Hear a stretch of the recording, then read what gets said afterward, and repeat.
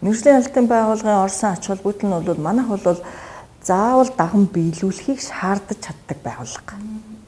Зөвлөхөөс илүүтэйгээр одоо хуулийн хүрээнд заавал даган биелүүлэхийг төрийн нэрийн өмнөөс гүйцэтгүүлдэг байгууллага. Тийм учраас бол бид нар стандарт юмыг хэдийгээр стандарт гэдээ байж байгаа боловч тэрэн дээр бол зүгээр байна уу байхгүй юу гэдгээс илүүтэйгээр хүний хандлага нь яаж өөрчлөгдөж байна. Хүн бол төлөвшөхдөө яг энэ 17 зорилтынхаа хүрээнд өөрчлөгдөж чадчихэв. Эрүүл аюулгүй байдлаа бас үүсгэж чадчихэв нөөц гэдэг юм те.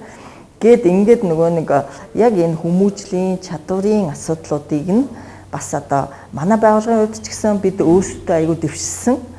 Дээрээс нь байгууллагуудад шаардлага тавьж тэрийг бүрэн дүүрэн биелүүлүүлэх боломжийг нь бол манайх бол гишүүн байгууллага болсноороо төслийн ажлыг урагшлуулахад бидний оруулсан хувь нэмэр хүчин зүйл гэж бодож байгаа.